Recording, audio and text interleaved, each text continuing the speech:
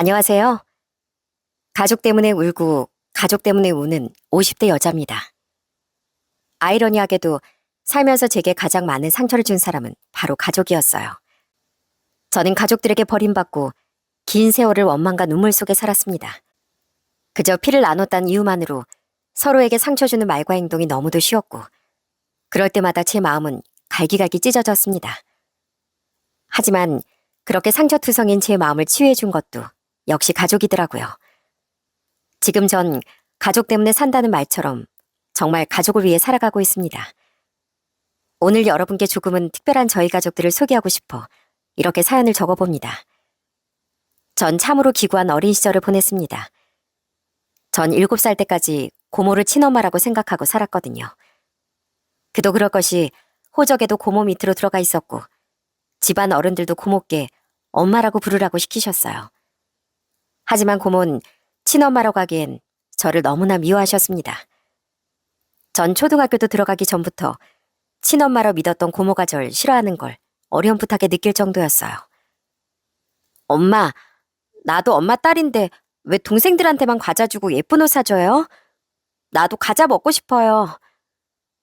넌 어린애가 누굴 닮아서 식탐이 많니? 아휴, 내가 너만 보고 있으면 속이 터진다, 속이 터져. 그때 고모에겐 저 말고도 두 딸이 있었는데, 고모는 딸들과 절 대놓고 차별하며 저를 못살게 굴었습니다. 그땐 너무 어려 왜 저만 차별을 당하는 줄 몰랐지만, 제가 7살 되던 해 할머니가 저에게 이런 말을 해주셨어요. 너 내 딸 좀 그만 귀찮게 해라. 넌 염치도 없니? 재워주고 먹여주면 그걸로도 고맙게 생각해야지. 왜요? 나도 엄마 딸인데 엄마랑 친하게 지내면 안 돼요? 우리 엄마잖아요. 어휴, 답답이. 아직도 모르겠어? 쟨 네 엄마가 아니고 고모야, 고모. 그러니까 그만 귀찮게 하란 말이다. 전 할머니 말씀에 너무나 큰 충격을 받았습니다. 그동안 할머니가 절 볼 때마다 은근슬쩍 밀치고 꼬집고 했던 것보다 더 큰 상처였고 더 큰 아픔이었어요. 우리 엄마가 아니라고요? 그러면 우리 엄마는 어딨어요? 우리 아빠는 어디 갔어요? 엄마, 진짜 우리 엄마 아니에요? 그래, 네가 왜 내 딸이니? 미안한데 나한테 자식은 우리 딸들 둘뿐이거든? 너 때문에 집안에 되는 일이 없다 정말. 엄마, 그러게 내가 뭐라고 했어? 그냥 고아원에 주고 오자니까. 그래도 내 아들 핏줄이라 걷어 키우려고 했더니만 집안에 이렇게 분란만 만드는구나. 아휴, 꼴도 보기 싫어. 내 아들이 그렇게 간 것도 속상한데 우리가 너 같은 짐덩이까지 평생 짊어지고 살아야겠니? 사정을 알고 보니 저희 친엄만 절 낳자마자 돌아가셨고, 아버지도 제가 4살쯤 됐을 무렵 지병으로 돌아가셨다고 했습니다. 그 이후 전 어쩔 수 없이 고모를 엄마로 알고 지내게 되었지만, 할머니는 제가 아들 며느리 잡아먹은 원수라고 생각하셨어요. 너만 없었어도 우리 아들이 그렇게 되진 않았을 텐데, 넌 내 아들 잡아먹은 원흉이다, 원흉이야. 지금 생각해보면 저희 할머니도 참 매정하신 분이셨던 것 같습니다. 그렇지 않으면 이제 겨우 7살 된 소녀에게 그런 악담을 쏟아낼 리가 없으니까요. 전 초등학교 입학하자마자 온갖 집안 살림을 도맡아 하며 집안의 천덕꾸러기 취급을 당했습니다. 고모는 제가 눈치를 보는 걸 알자 그때부터 아예 대놓고 본인 딸들과 절 차별했죠. 집에서도 학교에서도 언제나 외딴 섬처럼 외롭게 지내야 했죠. 고모와 할머니들에게 차별받고 자란 일화는 너무 많지만 그중에 가장 서러웠던 일이 있었어요. 그날 고모는 두 딸과 어디 좋은 곳을 갔다 왔는지 잘 들고 다니지 않는 비싼 가방을 들고 외출했습니다. 전 평소처럼 집에서 설거지와 청소를 하고 있었고요. 그러다 한참 뒤에 고모가 집으로 들어왔고, 고모는 식탁 의자에 가방을 툭 던져놓고 다른 볼일을 보고 있더라고요. 전 그때쯤 거실에서 한창 빨래를 개고 있었어요. 그런데 그때 고모가 갑자기 소리를 빽 지르는 거예요. 여기 가방에 또 내 지갑 어디 갔어? 내 지갑. 그 안에 현금이 얼마나 많이 들었는데 대체 누가 만진 거야? 고모는 한창 가방을 뒤지며 지갑을 찾다가 이내 옆에 앉아있던 절 무섭게 째려봤어요. 그리고 당연하다는 듯 절 추궁했죠. 너 지금이라도 내 지갑 가져오면 없던 일로 해줄게. 네가 손댔지? 좋은 말 할 때 빨리 가져와. 네? 아니에요, 고모. 전 그 안에 지갑이 있는 줄도 몰랐어요. 정말 저 아니에요. 네가 오늘 제대로 혼쭐이 나봐야 바른 대로 말하지? 당장 회초리 가져와. 오늘 아주 회초리 다 부러질 때까지 어디 한번 해보자. 누가 이기나 해보자고. 고모의 목소리는 점점 날카로워졌고 전 너무 무서워서 울기만 했어요.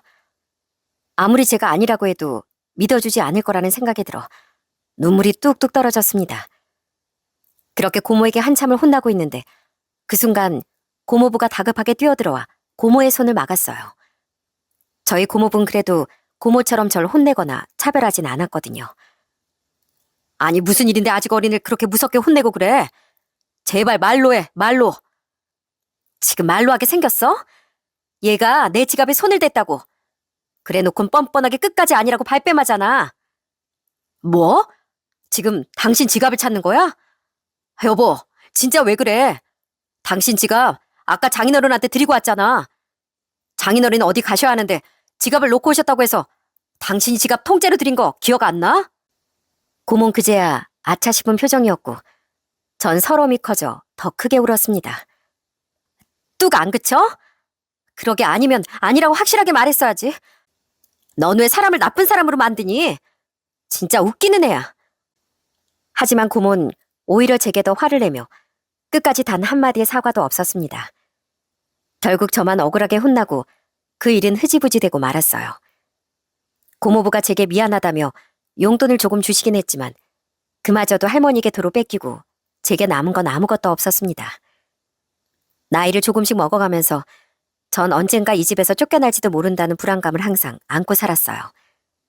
아니나 다를까 제가 중학교 입학을 얼마 앞둔 어느 날 할머니가 갑자기 제 방문을 벌컥 열어제치더니 제 손을 아프게 끌어당겼습니다. 아, 할머니, 왜 이러세요? 이 손 좀 놓고 말씀하세요. 절 어디로 데려가시는 거예요? 잔말 말고 따라와. 너도 이제 초등학교 졸업했으니 배울 만큼 다 배웠다. 나도 네 고모도 할 만큼 했어. 그때 전 직감적으로 할머니가 절 고아원에 보내려 한다는 걸 알았습니다. 전 할머니에게 끌려가지 않으려 발에 힘을 주고 곧장 할머니 다리에 매달렸어요. 할머니, 저 고아원 보내시려는 거 아니죠? 저 고아원 가기 싫어요. 고모랑 할머니랑 살래요. 저 말 잘 들을게요. 밥도 조금만 먹을게요. 집에서 정말 한마디도 안 하고 조용히 있을게요. 날 너무 원망하지 말거라. 넌 차라리 태어나지 말았어야 돼. 너하고 우리 집안은 악연이다. 악연이야. 전 악을 쓰며 버텼지만 할머니는 정말 무서울 정도로 강한 힘으로 절 끌고 결국엔 고아원으로 향하셨습니다. 할머니는 그렇게 절 고아원 담장 안으로 떠밀더니 뒤도 돌아보지 않고 떠나버렸어요. 할머니, 할머니, 제발 가지 마세요. 저만 두고 가면 안 돼요. 저는 목이 터져라 소리쳤지만 할머니는 단 한 번도 뒤를 돌아보지 않았습니다. 멀어져가는 할머니의 뒷모습을 보며 전 담장을 붙잡고 그저 울기만 했죠. 그 순간 전 정말 혼자가 되었습니다. 현수가, 이분은 여기 희망의 집 원장님이셔. 난 앞으로 현숙을 담당할 선생님이고 우리 앞으로 잘 지내보자. 참고로 난 문제 일으키는 아이들을 제일 싫어한단다. 원장님도 마찬가지고. 불행 중 다행히 고아원 생활은 그리 나쁘지 않았습니다. 큰 문제만 일으키지 않는다면 밥도 주고 학교도 보내주었죠. 전 고모와 할머니의 차별 속에서 자라다 오히려 제게 차갑도록 무관심한 고아원 생활이 좋기도 했습니다. 고아원에 많은 아이가 있었지만 늘 있는 듯 없는 듯 지내던 전 어떤 양부모에게도 선택받지 못했죠. 19살 때까지 고아원에 지내며 전 제 방식대로 살아남는 방법을 배웠습니다. 어디에 있든 최대한 튀지 않고 아무와도 깊게 얽히지 않고 제 존재를 숨기면서 말입니다.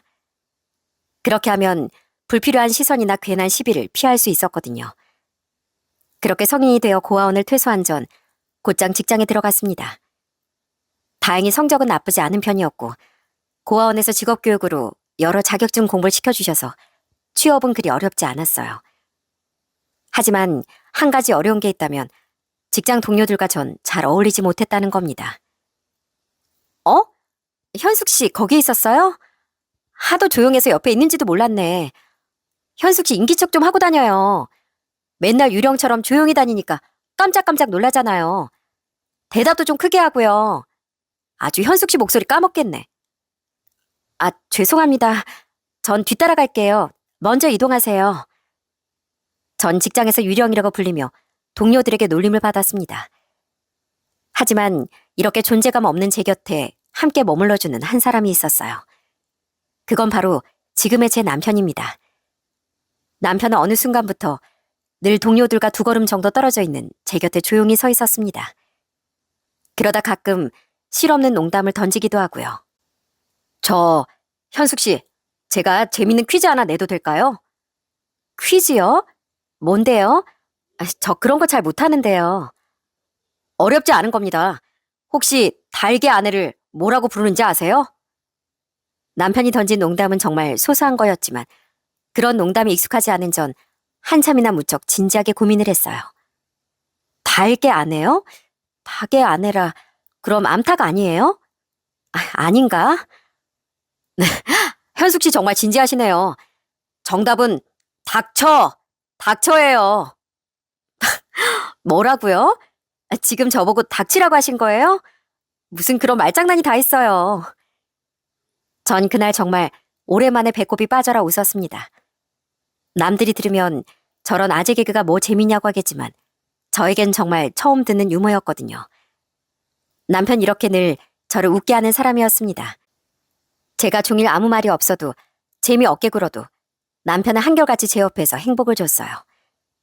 언제 한 번은 어린이날 무렵이었는데 남편이 선물이라며 알록달록한 상자를 내밀더라고요. 갑자기 무슨 선물이야? 오늘 무슨 기념일도 아니잖아.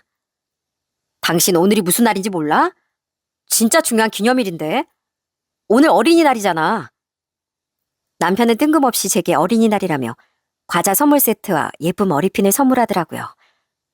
전 좀 웃기기도 하고 황당하기도 해서 대체 뭐냐고 물었죠. 그러자 남편은 너무나 감동적인 답변을 해주더라고요. 생각해봤는데 당신 살면서 어린이날 선물 한 번도 받아본 적 없다며. 그래서 아주 늦었지만 이렇게라도 챙겨주고 싶었어. 앞으로 당신이 살아갈 날들의 모든 기념일은 내가 챙겨주고 싶어. 좋은 날에도 슬픈 날에도 내가 가장 가까이서 함께 해주고 싶어. 정말 고마워. 내 생애 최고의 선물이야. 나 이렇게 감동적인 선물은 처음 받아봐. 오늘 내 생일이라고 할 만큼 너무 기뻐. 무엇보다 오빠라는 사람이 내겐 가장 큰 선물이야. 남편은 저에게 유일한 선물이자 가족이자 사랑이었습니다. 전 남편을 만나기 위해 이때까지 시련을 겪어야 했던 것 같아요. 그 모든 힘든 날들이 결국 남편에게로 이어지는 길이었다고 생각하니 이젠 그 시간마저 고맙게 느껴질 정도였어요. 그래서 저도 남편에게 가장 든든한 가족이 되고 싶었죠. 하지만 가족도 돈도 아무것도 가진 게 없는 절 시댁 식구들이 좋아할 리가 없었습니다. 이봐요. 우리 아들이 없으면 못 산다고 하니까 내가 혀를 깨무는 심정으로 결혼을 허락했지만 그렇다고 내가 며느리로 인정했다고 생각하면 큰 오산이에요. 앞으로 어떻게 행동하나 지켜보겠어요. 시어머니는 결혼하고 제가 첫 아이를 낳을 때까지 제게 존댓말을 하셨습니다. 끝까지 절 가족으로 받아들이지 않겠다는 의미였어요. 남편에겐 여동생이 한 명 있었는데 시누이도 시어머니를 따라 매사에 절 타박하고 무시하기 일쑤였습니다. 새언니, 시간 나면 조카들 엄마 집에 자주 보내요. 애들도 제대로 된 어른한테 예의범죄를 좀 배워야죠. 새언니는 그런 거 잘 모르시잖아요. 가정교육도 배워본 사람이 아는 거지. 안 그래요? 시누인 제게 고아원에서 자란 걸 트집 잡아 마치 제 인생 전체를 폄하하듯 말하더라고요. 처음엔 저도 그냥 넘기려 했지만 매번 들을 때마다 제 마음속 깊은 곳이 가시에 찔린 듯 아팠습니다. 더군다나 남편이 없는 자리에서만 골라서 그런 말을 하는 것도 더 괘씸했습니다. 전 둘째까지 낳고 직장일을 관두고 집에서 아이들을 돌봤거든요. 제가 전업주부가 되자 시댁 식구들의 무시는 더욱 심해졌죠. 어머니, 지금 이 사람한테 무슨 막말을 하시는 거예요? 원민은 새언니한테 그게 무슨 말버릇이야? 두 사람 다 똑똑히 들어요. 이 사람 그렇게 무시당할 만큼 하찮은 사람 아니에요. 저보다 더 잘났으면 잘났지 부족한 거 하나 없다고요. 우리 집안은 뭐가 그렇게 대단한데요? 사람 귀한 줄 모르는 두 사람이 더 못 빼어먹은 사람 같아요. 남편은 시댁 식구들과 언쟁을 불사하면서까지 제 편을 들어주었습니다. 그런 남편 등 뒤에 숨어 있으니 남편같이 든든한 버팀목이 있다는 사실에 눈물이 나더라고요. 남편 덕분에 혹독한 시집살이 하면서도 가끔은 웃고 살았습니다. 남편은 저희 애들한테도 항상 엄마를 먼저 존중하라며 가르치는 사람이었거든요. 얘들아, 잘 들어. 너흰 세상 누구보다 네 엄마를 먼저 존중해야 돼. 너희 엄만 너희를 낳고 기른 사람이자 이 집안의 소중한 존재거든. 항상 그걸 잊지 말아야 한다. 여보, 고마워. 당신 아니었으면 애들이 날 얼마나 형편없는 사람으로 알았을까 싶어. 우리 애들이 나한테 잘하는 것도 다 당신 덕분이야. 저는 제가 누리는 모든 행복이 다 남편 덕이라 생각하며 살았습니다. 12년간의 시집살이 동안 날마다 시어머니에게 구박을 듣고 시누이 속옷 빨래까지 했지만 남편이 퇴근해서 돌아오는 저녁이면 그 모든 서러움도 씻은 듯이 사라졌어요. 그렇게 시집살이를 하다가 결혼한 지 12년쯤 지나 드디어 분가를 하게 됐습니다.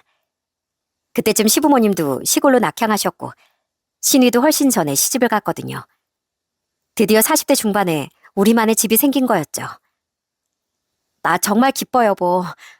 이제야 우리만의 보금자리가 생긴 거잖아. 이제야 신혼생활하는 기분도 나고 우리 애들도 각자 방이 생겼다고 얼마나 좋아하는지 몰라. 진작에 분가했어 했는데 내가 너무 늦었지? 당신 시댁살이 하느라 정말 고생 많았어. 그동안 우리 집 식구들 수발드느라 고생 많았지? 이제 내가 훨씬 더 많이 도울게. 남편도 저희 네 식구만의 집을 좋아했어요. 그렇게 행복하게 이사를 하고 남편은 제일 먼저 해야 할 일이 있다며 서둘렀습니다. 그건 바로 놀랍게도 종신보험을 드는 일이었어요. 갑자기 무슨 보험이야?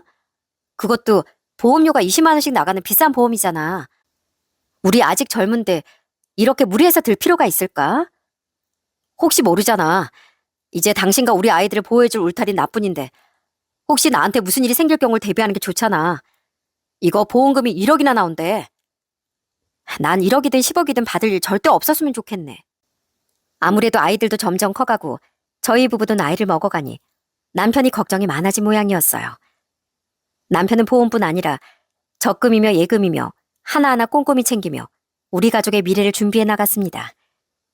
그렇게 바쁘게 살다 보니 어느새 저희 부부도 50대가 되었죠. 아이들은 곧 성년을 앞두고 있었고 그저 평화로운 일상을 보내고 있었습니다. 그런데 어느 날부터 평화롭던 일상에 빨간불이 켜지기 시작했어요. 여보, 혹시 뜨거운 물 좀 줄 수 있을까? 속이 더부룩하고 울렁거려서 못 살겠어. 당신 또 오바이트 했어? 아, 요즘 자꾸 왜 그러지? 아침 식사도 안 했는데 자꾸 그러네. 남편은 어느 날부터 속이 울렁거린다며 종종 구토를 하기도 했습니다. 그러다 안색이 점점 안 좋아지고 아침마다 피곤해하며 잠에서 깨지를 못하더라고요. 평생을 지각을 모르던 사람인데 그 무렵엔 자꾸 늦잠을 자서 꽤 자주 지각을 하곤 했고요. 그러다 보니 회사에서 인사고과도 바닥을 기어다닐 만큼 형편없었죠. 여보, 나 사실 회사에서 명예퇴직 제안을 받았어. 근래 들어 대표님께 여러 번 지적까지 당하고 여러 가지로 눈치가 보이는 상황이었거든. 이럴 때 회식이라도 쫓아가서 대표님 비위를 맞췄어야 했는데 요즘 술만 마실 위가 아파서 다음날 생활이 아예 불가능이잖아. 남편은 결국 50대 초반의 나이에 오랫동안 일하던 회사에서 명예퇴직을 당했습니다. 그때 저희 아이들이 아직 학생이었는데 애들 등록금이며 생활비가 문제였어요. 여보, 차라리 나도 일을 구해볼까? 이제 우리 애들도 다 컸잖아. 당신 혼자 내 식구 생활비를 책임지느라 몸이 계속 아픈 거 아닐까 걱정이야. 하지만 남편은 제가 힘든 일을 하는 걸 원치 않았어요. 그래서 회사를 간둔 이후에도 혼자 일용직에 대리운전까지 뛰며 가족들을 책임지려고 했습니다. 그러면서 남편의 건강은 점점 더 안 좋아져 갔어요. 처음엔 진통제 몇 알 먹으면 금방 괜찮아졌는데 갈수록 약도 잘 듣지 않는 것 같더라고요. 여보, 그러지 말고 나랑 병원 가보자. 당신 이러다 큰 병이라도 날까봐 너무 걱정돼. 당신이 건강해야 나도 우리 애들도 잘 지내지. 나랑 내일은 꼭 병원에 가는 거야? 어? 고집 부리지 말고. 알겠어. 병원 가볼게. 근데 내일은 공사일 잡힌 게 있어. 그 일만 마무리되면 바로 병원에 가볼게. 하지만 남편은 결국 공사 현장에서 피까지 토하며 쓰러지고 말았어요. 다급하게 병원에 이송된 남편의 병명은 충격스럽게도 위암 말기였습니다. 드라마에서나 보던 그 병이 왜 우리 남편에게 찾아온 건지 도무지 이해가 되지 않았습니다. 어쩌면 남편이 잃을 수도 있다는 생각에 저는 덜컥 겁이 났습니다. 전 어느새 병원 침대에 누워 잠이 든 남편의 얼굴을 오랜만에 어루만져 보았습니다. 여보, 백원준, 왜 여기서 이러고 있어? 우리 집에 가야지. 당신 내가 옆자리에 없으면 잘 자다가도 금방 깨곤 했잖아. 근데 지금은 그렇게 졸려? 당신은 몰랐겠지만 사실 나도 당신 없으면 한숨도 못 자. 우리 20년도 넘게 살면서 서로에게 너무 익숙해졌나 보다. 내 말은 그러니까 난 당신 없으면 못 산다는 거야. 당신 없으면 이 박현숙이도 살아야 할 이유를 잃는다고. 그러니까 우리 꼭 낫자. 그 무서운 병 꼭 치료하자. 당신 할 수 있지? 언제나처럼 난 당신을 믿어. 남편은 깊이 잠이 들어서도 절 찾듯이 연신 손을 꼼지락거리고 있었어요.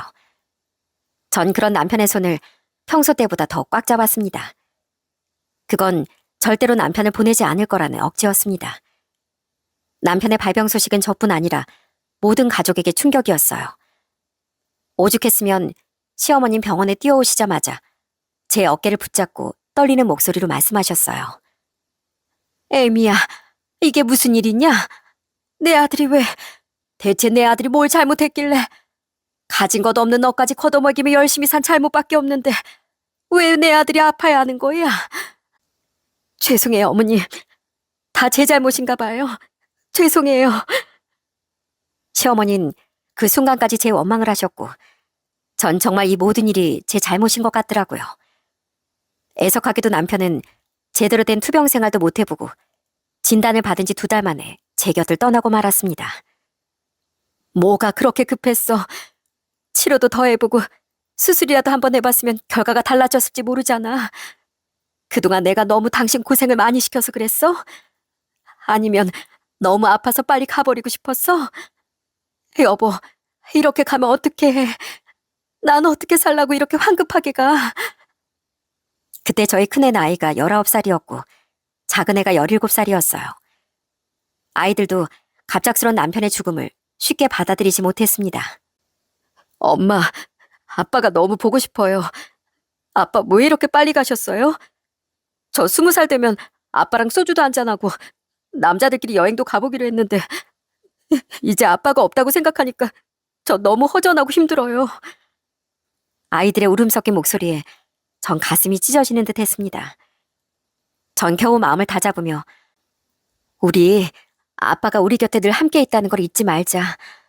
아빠가 우리를 얼마나 사랑했는지 꼭 기억하자. 라고 다독였지만 그 슬픔은 쉽게 가시지 않더라고요. 평생 고생만 하다간 남편이 불쌍했고 남편 없이 아이들을 키우며 살아갈 자신이 없었습니다. 남편은 그렇게 급하게 가는 순간까지 제 걱정을 했는지 유품으로 보험 증서와 긴 편지 한 통을 남기고 갔어요. 당신이 이 편지를 읽고 있다면 그때 나에게 무슨 일이 생겼다는 거겠지?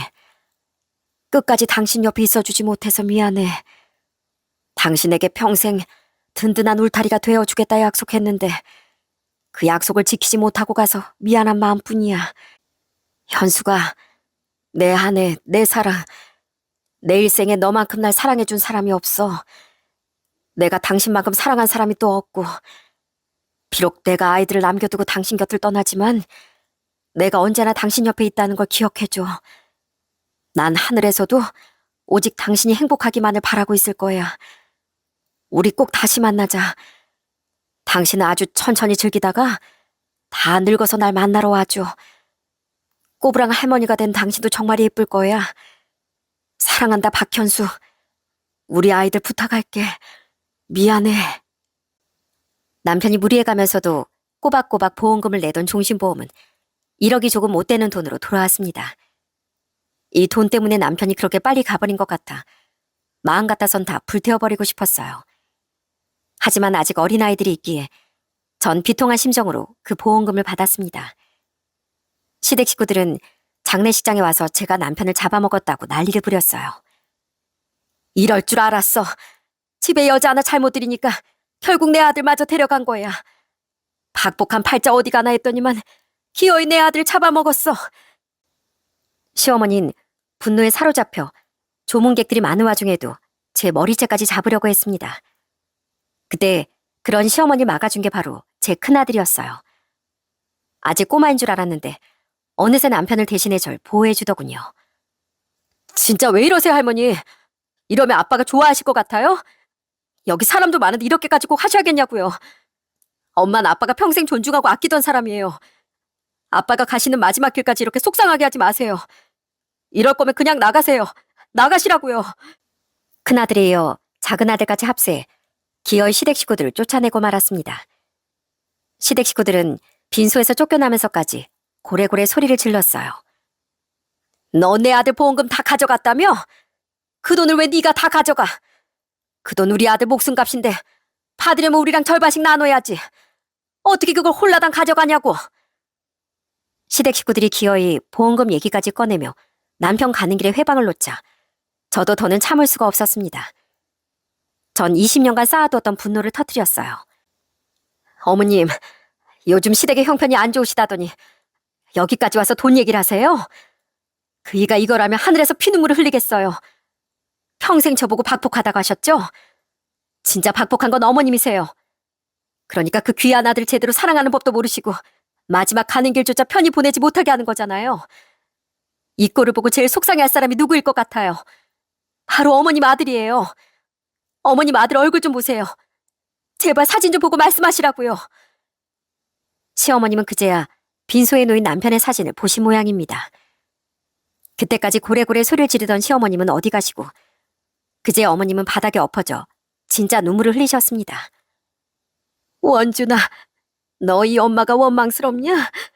네가 그렇게 좋다는 며느리를 평생 괴롭힌 엄마가 원망스러워? 그래서 아예 엄마 곁을 떠나버린 거야? 엄마는 우리 아들이 너무 소중해서 그랬어. 엄마가 아들을 너무 사랑해서 눈에 보이는 것도 없었다. 너 그거 알고도 엄마를 미워할 거야? 사진 속 남편은 그런 시어머니께 아무 대꾸도 없이 그저 환하게 웃고 있었어요. 그렇게 남편을 떠나보내고 전 시댁 식구들과 완전히 절연하게 됐습니다. 남편의 발인 날 시어머니가 그러시더라고요. 너도 그동안 욕봤다. 이제 우리 학연으로 엮이지 말고 각자 인생을 살자꾸나. 나같이 못된 시어머니 때문에 마음고생하지 말고 너도 이젠 자유롭게 살아. 어머님, 마지막으로 큰절 올리겠습니다. 항상 건강하세요. 저 어머님이 미운 순간도 많았지만 더는 원망하지 않을게요. 어머님은 사랑하는 제 남편을 낳아주신 분이잖아요. 그렇게 절 참 아프게 했던 악연 하나가 절 떠나갔습니다. 전 다시 힘을 내 일상을 살아가야 했어요. 그때 저희 큰아들이 대학 입학을 앞두고 있었는데 아무래도 학비나 교재값이니 돈 들어갈 때가 많았으니까요. 전 남편이 주고 간 보험금의 일부를 큰아들에게 건넸습니다. 이거 받아라. 다행히 우리 큰아들이 공부를 열심히 해서 한 학기 장학금까지 받았지만 그래도 앞으로 돈 쓸 일이 많을 거야. 이걸로 등록금에 보태고 나머지 너 교재값 해. 하지만 큰아들은 그 돈을 받지 않고 제게 그대로 돌려주더라고요. 엄마가 무슨 돈이 있다고 이렇게 큰 돈을 주세요. 괜찮아요. 저 아르바이트도 하고 있고 학교 다니면서도 계속 일을 병행할 생각이에요. 이 돈은 엄마 생활비로 쓰세요. 너 지금 이게 뭐 하는 짓이야? 엄마가 주는 돈이면 감사합니다고 받아야지. 지금 너 엄마 앞에서 잘난 척하는 거야? 이 건방진 녀석 같으니라고. 난 내 아들 그렇게 키우지 않았어. 그리고 공부하라고 대학까지 보내놨더니만 등록금 버느라 시간을 버리겠다고?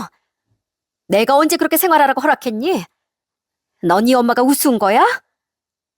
전 그때 처음으로 큰아들에게 호통을 쳤네요. 누군간 알아서 등록금을 벌겠다는데 기특한 거 아니냐고 하시겠지만 전 이럴 때일수록 아이들을 바르게 잡아줘야 한다고 생각했거든요. 남편도 없는 상황에 아이들마저 제 의견을 듣지 않고 멋대로 살길 바라지 않았으니까요. 엄마, 죄송해요. 그렇게 말씀드리던 게 아니었어요. 제가 어머니께 미리 상의 드렸어야 했는데 먼저 말씀드리지 못해서 죄송해요. 화 푸세요.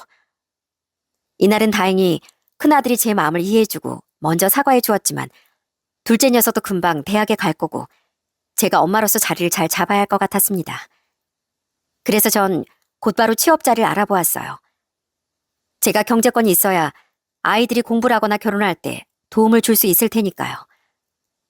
하지만 몇 군데 식당과 청소업체에 전화를 돌렸지만 제 마음에 드는 곳이 영 없더라고요.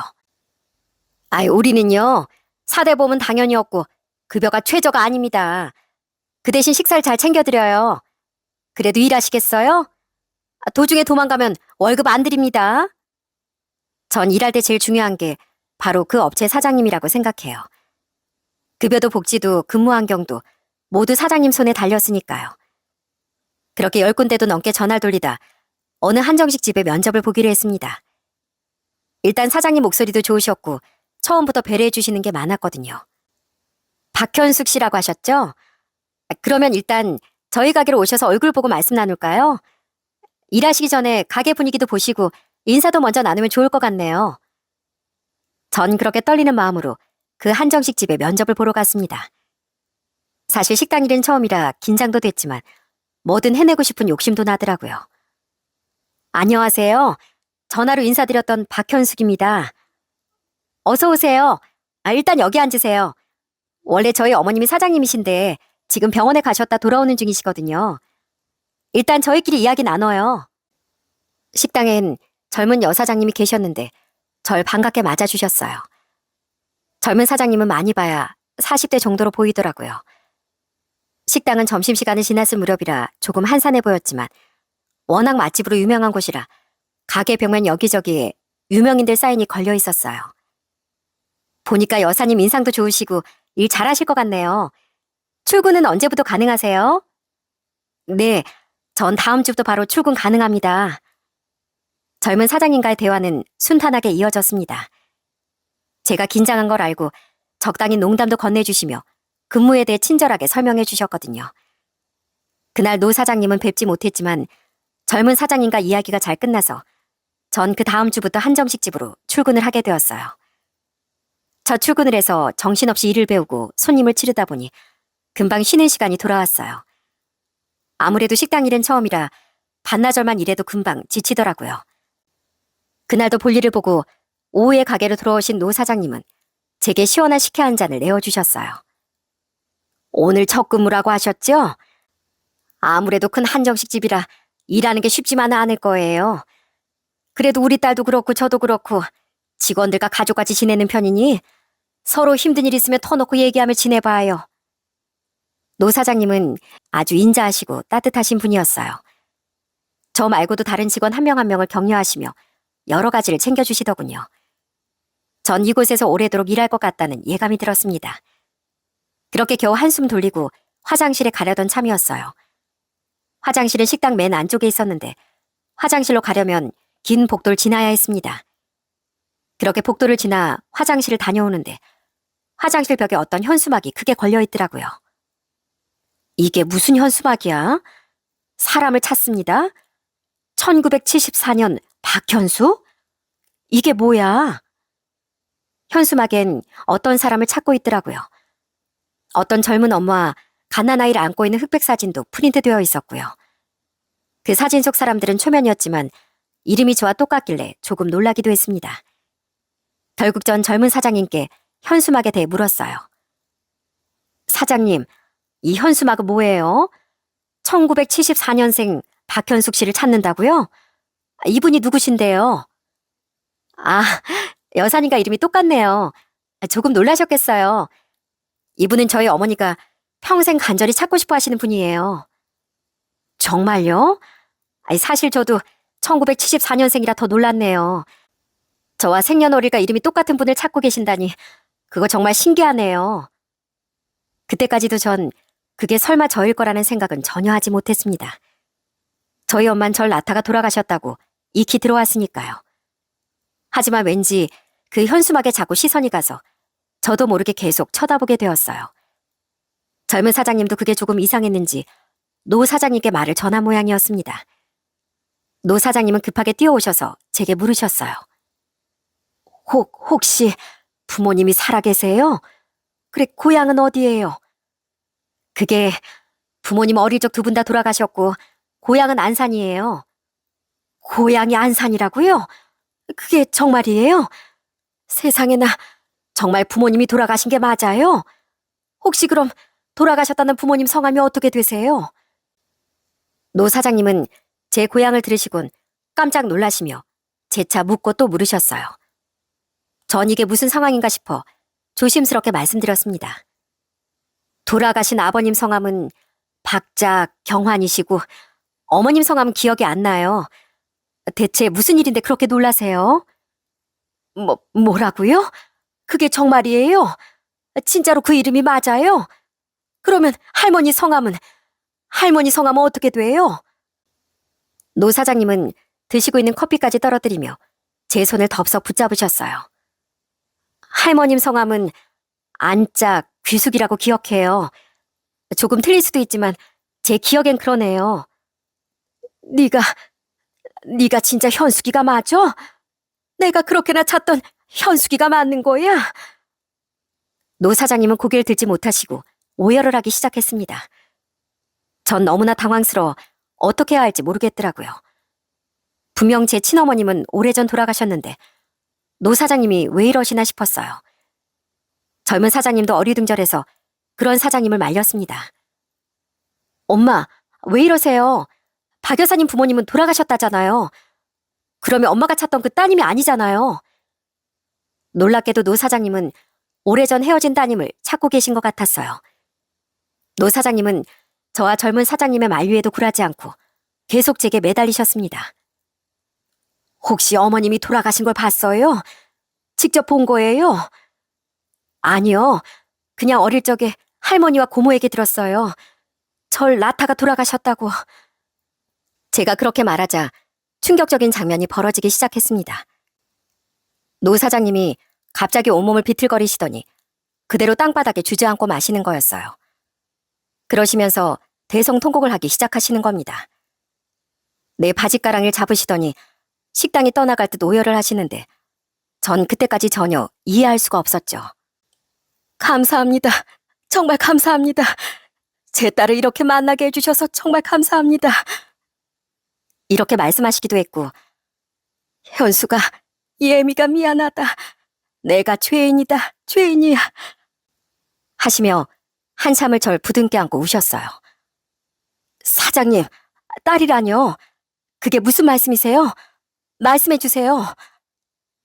제가 노 사장님께 묻자 이내 정신을 차린 사장님은 손수건으로 눈물을 닦으신 후 제가 몰랐었던 제 출생의 비밀을 알려주기 시작하셨어요. 전 그 비밀을 듣고 저도 모르게 입을 틀어막고 말았습니다. 그리고 저 또한 주저앉고 말았죠. 넌 내 딸이 맞아. 확실히 내 딸이 맞다.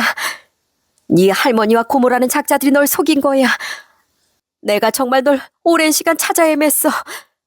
갓난아이였던 널 두고 나올 때 출생신고도 못하고 나와서 그동안 널 찾느라고 정말 내 방방곡곡을 헤맸다. 혹시 호적에 주민등록번호나 이름이 다르게 올라갔을까봐 가준수를 다 써가면서 찾아 헤맸는데 그래도 널 찾을 수가 없었어. 노 사장님, 그러니까 제 어머니라는 분이 해주신 말씀은 너무나 충격적인 이야기였습니다. 너한테 이런 얘기 미안하지만 네 아빠라는 사람이 정말 나쁜 사람이었어. 만삭인 날 두고 날마다 바람을 피우고 집에 아주 여자까지 끌어들였다. 나도 너만 생각하며 참으려고 했지만 마찬가지로 못된 네 할머니와 고모가 이때다 싶어서 날 내쫓으려고 했어. 난 결국 널 낳자마자 피덩인 널 두고 쫓겨나다시피 이혼하고 말았지. 제 친어머니는 아버지의 바람과 시집살을 견디지 못하고 절 낳은 지 일주일 만에 집을 떠나고 만 거였습니다. 그때 전 호적에도 오르지 못했고 어머니가 나중에 절 찾으려 했을 때 제대로 된 이름도 어떠한 정보도 알지 못했던 거죠. 시댁에 널 두고 돌아서는데 가시밭길을 맨발로 걷는 것처럼 고통스러웠어. 그래도 나만 없으면 네가 사랑받고 살겠지 싶어서 억지로 발걸음을 떼었단다. 하지만 세월이 지나도 그 죄책감과 그리움은 날마다 더 커져만 갔어. 밤마다 널 떠올리며 울었고 네가 어디서 어떻게 지내는지 알 수가 없어 미칠 것 같았다. 혹시라도 날 원망할까 봐 걱정도 많았어. 그래도 언젠가 꼭 다시 만나리라 마음속으로 수천 번 다짐했단다. 그런데 오늘 이렇게 널 만나게 될 줄 누가 알았겠어. 그제야 전 고난의 연속이었던 제 어린 시절이 이해가 되더라고요. 할머니와 고모가 절 미워했던 것도, 아버지 인생을 망쳤다고 비난했던 것도 다 어머니와의 갈등이 원인이었던 거죠. 어머니 시댁에서 쫓겨난 후 혼자 여러 식당 일을 전전하며 고생하다가 8년 뒤에 좋은 분을 만나 재혼을 하셨대요. 그리고 딸 하나를 낳았는데 그게 바로 젊은 사장님이셨던 거죠. 재혼해서 선수기를 키우면서도 한 번도 난 널 잊어본 적이 없어. 네가 밥은 잘 먹고 있는지, 학교는 잘 다니는지, 어디 아픈 데는 없는지 매일같이 네 걱정을 했단다. 대체 어디서 어떻게 지냈어?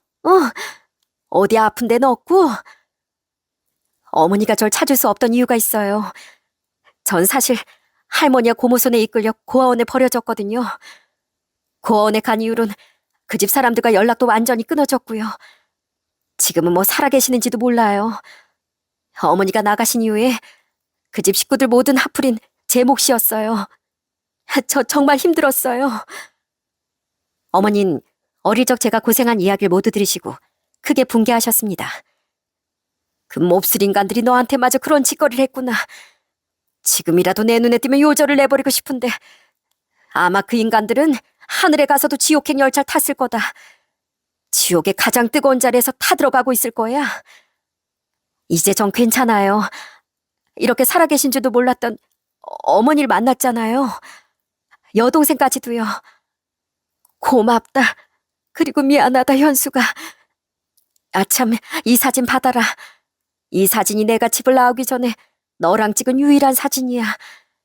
난 이 사진 하나로 그 긴 세월을 버티고 살았어. 네가 살면서 힘들었던 모든 일이 꼭 다 내 잘못인 것 같구나. 미안하다. 정말 미안해. 그때 널 두고 나와서 너무나 미안하구나. 전 무려 52년의 세월을 건너 기억 저편에 있던 친어머니를 만나게 됐습니다. 다시 만난 어머니와 전 식당에 손님들이 오는 것도 모르고 한참을 울기만 했어요. 엄마, 그리고 언니, 이제 그만 들어오시고 남은 이야기는 집으로 가셔서 얘기 나눌까요? 가게 정리 제가 하고 갈게요. 두 분은 그간 나누지 못한 이야기 실컷 나누세요. 젊은 사장님, 그러니까 제 이부 동생은 어머니와 절 배려해 자리를 비켜주었습니다. 그날 전 어머니와 나란히 앉아 손을 꼭 잡고 밤새도록 이야기를 나누고 또 나눴습니다. 나중에 저녁엔 동생까지 합세해서 지난 세월을 나눴죠. 언니, 엄마가 언니를 정말 많이 보고 싶어하고 오래도록 찾아 헤매셨어요. 언니가 고아원에 간 것도 모른 채 정말 온 대한민국을 다 뒤졌다니까요. 전 정말 몰랐어요. 어머니가 이렇게 계시다는 것도, 절 찾고 계셨다는 것도요. 만약 제가 식당에 취업하지 않았다면 우린 영영 만나지 못했을까요? 아니다. 현수가 아니야. 운명의 힘이 우리를 다시 만나게 한 거야. 네가 내 식당에 찾아오지 않았더라도 난 언젠가 널 찾아내고야 말았을 거야. 그게 엄마고 그게 가족이니까. 그때 벌써 80대였던 어머니는 제 이야기를 하실 때만큼은 눈빛이 강렬하게 빛나셨어요. 어머니가 제게 소개해 주신 가족은 동생뿐만이 아니었습니다. 어머님께는 정말 멋지고 근사하신 남편분이 계셨거든요. 자네가 바로 현숙인가? 고맙네. 참 고마워. 우리 안 사람이 자네를 찾지 않으면 평생 한이 될 뻔했어. 이렇게라도 만나게 돼서 얼마나 다행인가. 새아버진 다행히 절 따뜻하게 받아주시며 꼭 친딸처럼 다정하게 대해주셨어요. 절 어찌나 따뜻하게 안아주시던지 꼭 제 친아버지 같았다니까요. 그렇게 전 깜짝 선물처럼 만난 가족들과 정을 나누며 아주 오랜만에 가족의 정을 듬뿍 느끼며 살고 있습니다. 제 아이들에게 처음 어머니 얘기를 했을 때 아이들도 조금 놀란 것 같았지만 이내 절 이해해주고 새로운 가족을 받아들여 주었어요. 그러면 이제 이분들이 저희 외할머니, 외할아버지이신 거죠? 제가 할머니, 할아버지라고 불러도 될까요? 그럼 당연하지. 만나서 반갑다, 우리 손주들. 사진으로 봤던 우리 사위하고 아주 똑같이 생겼구나.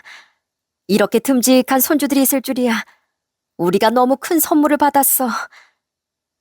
몇 년이 지난 지금은 어머니가 저희 아이들 등록금을 내주고 계십니다. 제가 받지 않겠다고 몇 번 거절했지만 어머니 의지가 완강하셨거든요. 내가 우리 손주들한테 그런 것도 못 해주겠니? 그리고 네 새아버지가 꼭 직접 납부하고 오라고 신신당부하셨다. 그동안 못 준 용돈 한꺼번에 준다고 생각해줘. 엄마가 우리 딸한테 해주고 싶은 게 정말 많았어. 아주 늦었지만 이제라도 못다한 것들 다 해주고 싶구나.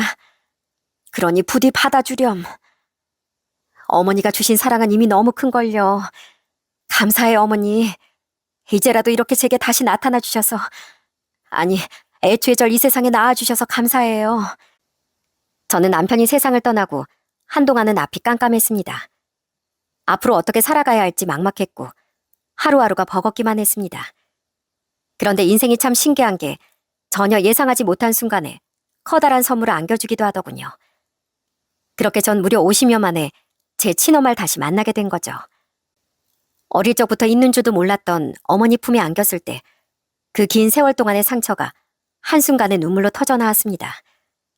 서로의 존재만으로도 제겐 정말 큰 힘이 되었죠. 전 지금 부모님 집에 들어와 지내고 있습니다. 부모님이 얼마 남지 않은 여생이라도 함께 살기를 원하셨거든요. 저희 아이들도 할머니 집을 불편해하지 않고 오히려 응석바지 아이처럼 즐겁게 지내고 있답니다.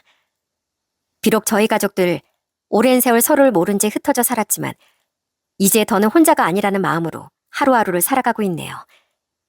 우리 가족들 앞으로도 서로에게 제일 큰 힘을 줄 거라고 믿고 있습니다.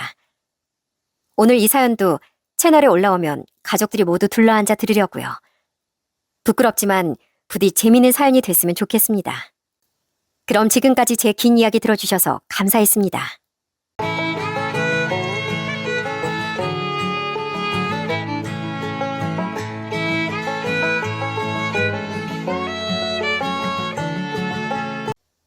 안녕하세요.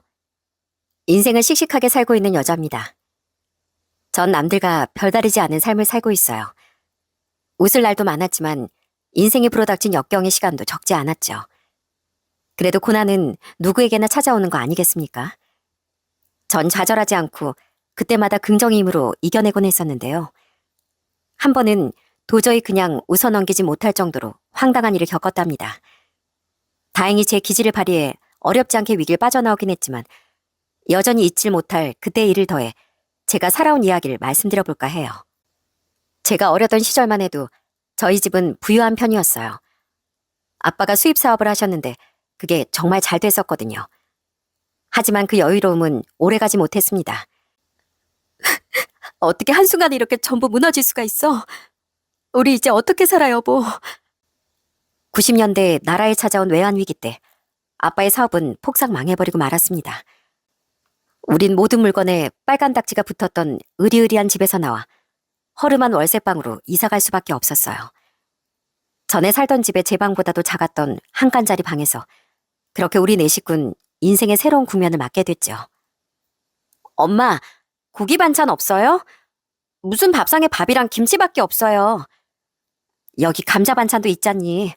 지훈아, 오늘은 이거 먹자. 어? 싫어요. 난 고기 반찬 없으면 밥 안 먹을 거예요. 야, 차준, 그냥 먹어. 넌 엄마 아빠 밥은 우리 밥의 절반도 안 되는 거 안 보여? 가뜩이나 힘드신 엄마 아빠 속상하게 만들지 마. 너 또 그러면 이 언니한테 혼날 줄 알아. 한순간에 바뀌어버린 삶에 적응하지 못하고 동생은 그렇게 떼를 썼습니다. 그래도 몇 살 언니라고 저는 철이 좀 들었었어요. 늘 우리에게 미안해하며 눈물로 밤을 지새웠던 부모님이 안쓰러워 전 앞장서서 그런 동생의 버릇을 잡았죠. 물론 저도 마음속으론 너무 무섭고 힘들었습니다. 심지어 저희 집이 망했다는 소문이 퍼져 전 학교에서 친구들에게 놀림도 무지하게 받았었어요. 지방이었긴 해도 제가 다니던 학교엔 잘 사는 집 애들이 꽤 많았었거든요. 쿰쿰한 냄새. 너희 집에 곰팡이 있는 거 아니야? 너한테 막 이상한 냄새나. 부모님과 동생 몰래 저도 이불을 뒤집어 쓰고 참 많이 울었습니다. 전 기죽지 않기 위해 노력했어요. 애들이 놀리든 말든 이를 악물고 무시하면서요. 그래도 그 유치한 놀림은 중학교에 올라가며 없어지긴 하더라고요. 아빤 다시 사업으로 재기하지 못하셨지만 엄마와 작게 청가상을 운영하며 어떻게든 가족을 먹여 살리려 최선을 다하셨어요. 부모님은 저와 동생에게 항상 미안해하셨죠. 우리 딸들, 엄마랑 아빠가 공주처럼 키워주고 싶었는데 정말 미안해. 지금도 엄마랑 아빠가 공주님들하고 불러주시잖아요. 그럼 저도 주은이도 공주죠 뭐. 공주라고 다 좋은 집에서 살아야 되나요? 전 엄마랑 아빠만 있으면 돼요. 저도 또 서서히 철이 들어간 동생도 그런 부모님을 보며 많이 가슴 아파했습니다. 우린 부모님을 도우려 집안일도 척척하고 두 분을 기쁘게 해드리고 싶어 공부도 정말 열심히 했어요. 물론 이 가난을 벗어나려면 꼭 성공하고 싶다는 마음도 있었죠. 하지만 제가 고등학생일 무렵 살던 방 2칸짜리 낡은 전셋집을 벗어나려 애를 쓰던 부모님께 죄송해 친구들처럼 학원을 보내달라는 말이 입 밖으로 잘 나오지 않더라고요. 다행히 그땐 아직 학원에 안 다녀도 열심히 한다면 괜찮은 대학을 기대할 수 있었던 시대였어요. 그래서 저와 동생은 우리를 학원에 보내주고 싶어 하던 부모님께 오히려 이렇게 말했었죠. 학원 다녀봤자 대학 못 갈 애들은 다 못 가더라고요.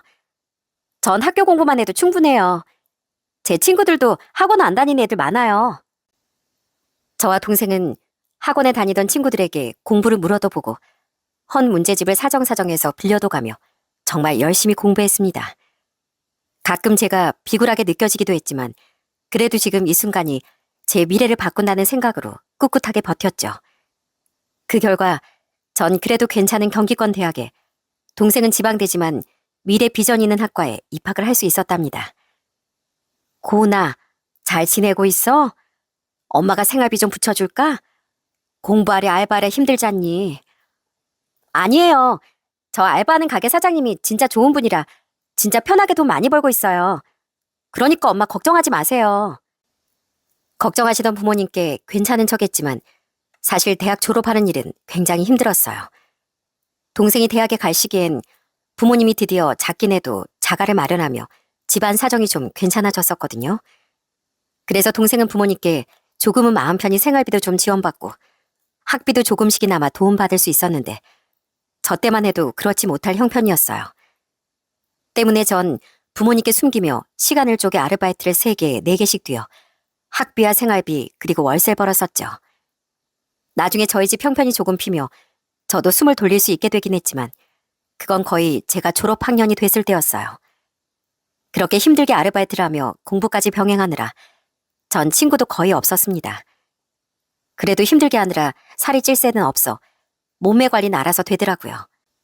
그런 긍정적인 생각으로 전 그 힘겨운 시기를 버텨냈죠. 그렇게 겨우 대학을 졸업한 뒤 우리 자매는 각각 사회인이 되었습니다. 동생은 대학을 졸업한 후 부모님이 계시던 지방으로 돌아가 그곳에서 취직을 했어요. 전 동생과 달리 서울에서 직장을 구했고요. 전 전공을 살려 한 중소기업에 입사를 했습니다. 그 회사는 커튼과 블라인드, 바닥재 벽지 등 소규모 인테리어 시공을 전문으로 하는 곳이었고 동시에 명함과 전단지 같은 홍보물과 간판 디자인과 제작도 함께 맡고 있었어요. 전 그곳에서 디자인과 마케팅을 담당했습니다. 엄마, 아빠, 저 이번에 보너스 받았어요. 의미 있는 곳에 쓰고 싶어서 뭘 할까 하다가 두 분께 용돈을 드리고 싶더라고요. 친정 형편이 전보다 많이 나아졌으니 전 부모님께 가끔 용돈을 드리는 정도로만 마음을 전했고 나머진 제 미래를 위해 악착같이 모으기 시작했습니다. 그렇게 일에 매진하던 중 같은 회사에서 기술과 시공을 맡고 있던 지금의 남편을 만났죠. 남편은 정말 착하고 성실했는데 무엇보다 저처럼 절약 정신이 강한 사람이었어요. 가치관도 대화도 잘 맞아 우린 종종 스스로를 천생연분이라 부르곤 했죠. 그리고 그런 우린 제 나이 30, 남편의 나이 33에 결혼을 했습니다. 미안하구나 고은아. 딸이 결혼하는데 뭐 해줄 것도 없어서. 저희 부모님은 제게 1,000만 원이라도 도와주고 싶어 하셨어요. 하지만 저도 남편도 그냥 마음만 받겠다며 거절했죠. 시댁도 친정보단 사정이 나았지만 우릴 도와줄 형편은 되지 않으셨기에 우린 깔끔하게 우리의 힘으로만 시작하기로 얘기를 마쳤거든요.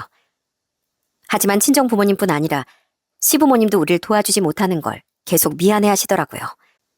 우린 그런 양가 부모님의 자식을 향한 마음만으로도 감사하며 열심히 결혼 준비를 했죠. 저희가 모은 돈에 대출을 더해서 전셋집을 구하려고 했습니다. 그런데 결혼을 준비하는 과정에서 참담한 일이 일어나고 말았어요. 저희가 다니던 회사가 부도가 나서 문을 닫았던 거죠. 아무리 회사가 어려워졌어도 설마 망하겠나 싶었는데 진짜 한순간에 망해버린 거죠. 당장 둘 다 밥줄이 끊겼으니 솔직히 막막하더라고요. 하지만 우린 좌절하지 않고 생각을 달리하기로 했습니다. 이건 우리한테 기회가 찾아온 건지도 몰라. 결혼하면서 우리 인생도 새로 시작하라는 하늘의 계시 아닐까? 고은이 넌 진짜 긍정적이다.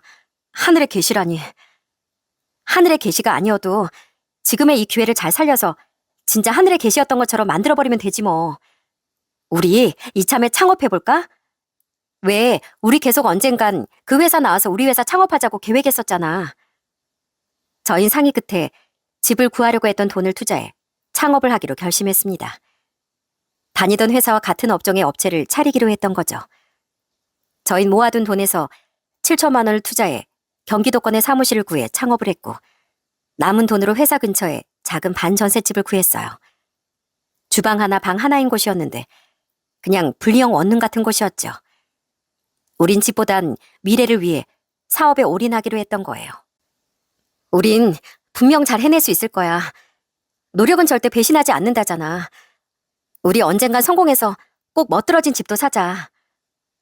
그렇게 우린 미래를 기약하며 큰 꿈을 품고 신혼생활과 사업을 시작했습니다.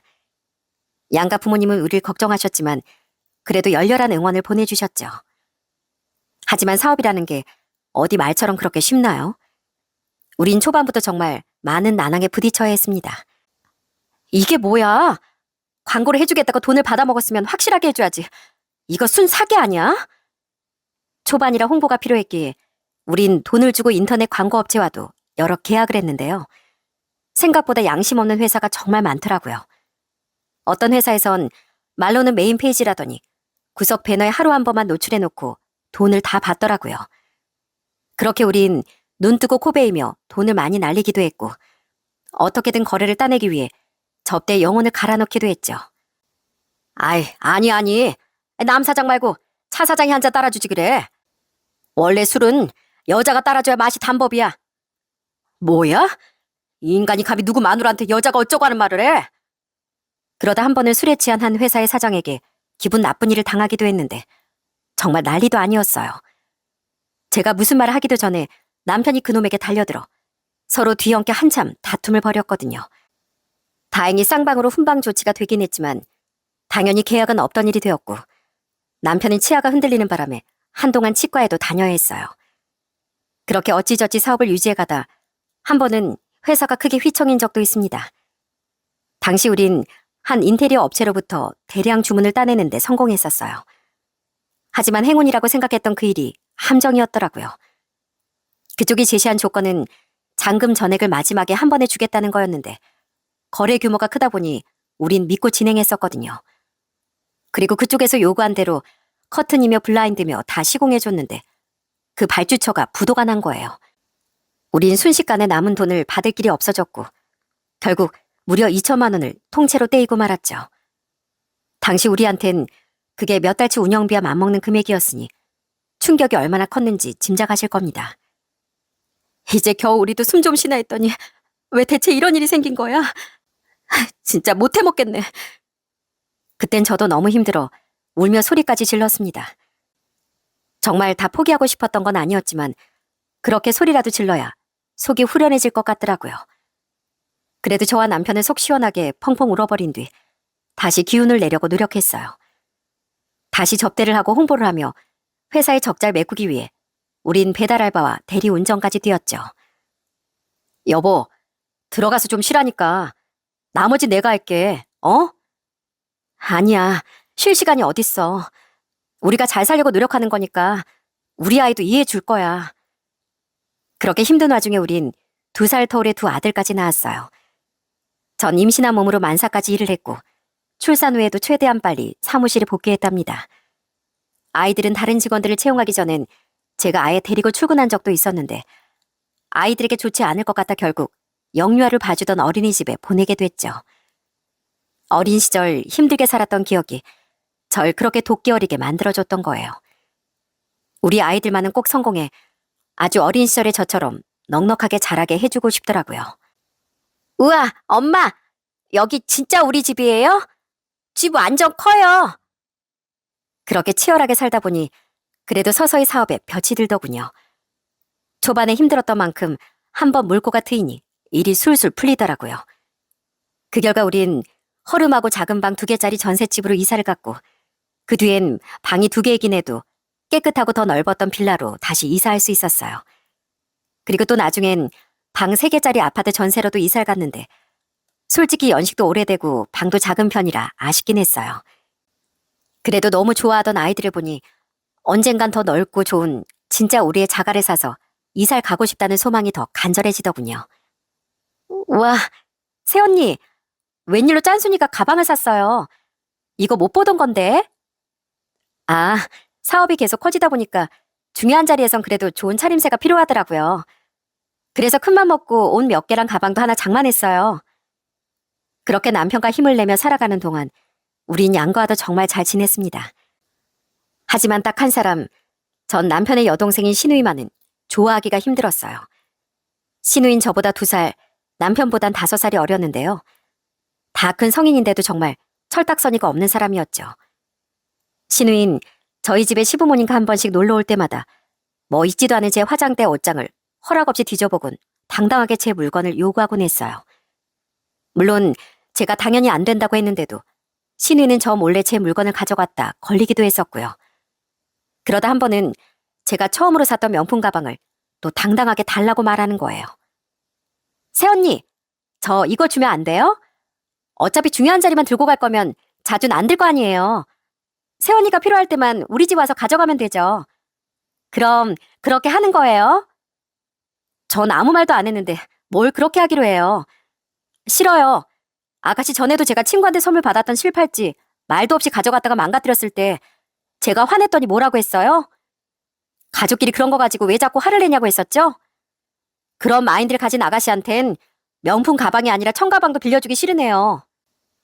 무슨 좀도둑도 아니고 계속 제 물건을 탐내는 신우에게 짜증이 나 전 저렇게 쏘아붙였습니다. 그리곤 저희 집에서 나갈 때까지 제가 계속 눈여겨봤는데 신우는 끝까지 호시탐탐 그 가방을 노리다 실패하자 결국 엉엉 울기까지 하더라고요. 아, 좀 달라고요. 새언니 이젠 돈 잘 벌잖아요. 나 주고 새언니는 그냥 하나 새로 사던가요. 아니, 무슨 애예요? 가방 안 준다고 울게? 아가씨도 집에 명품 가방 몇 개 있잖아요. 근데 왜 내 거까지 탐을 내요? 디자인이 다르잖아요, 디자인이. 진짜 치사하게. 아유, 세정아, 그만 좀 해라. 우리가 애미 보기 민망하니까. 우리가 다음 네 생일 때 저거 비슷한 거 찾아서라도 사줄 테니까 그만 좀 해. 네 조카들 보기 창피하지도 않아? 저거 최소 몇백은 나가는 걸 텐데 엄마랑 아빠가 어떻게 사줘? 진짜 사줄 거야? 몇백? 아유, 이거 사. 그렇게 비싼 걸 네 새언니한테 막 달라고 한 거야? 이 철딱선이 없는 거 사. 너 대체 언제 철들래? 집에 있는 명품들도 카드로 죄다 긁고 카드값 없다고 징징대서 우리한테 얼마나 혼났어? 그렇게 비싼 거 못 사줘. 안 사줄 거면 말지. 왜 예전 얘기까지 꺼내서 혼내고 그래? 엄마 진짜 미워. 아휴, 내가 아주 애를 데리고 산다. 애를 데리고 살아. 미안하다, 애미야. 우리가 얘를 너무 오냐오냐 키워서 그런다. 미안해, 여보. 야, 남세정. 너 우리 마누라 속 뒤집어 놓지 말라고 오빠가 말했지? 너 진짜 혼난다. 시부모님과 남편은 제게 미안해하며 신우이를 혼냈지만 끝까지 신우이에게 모질게 굴지 못했습니다.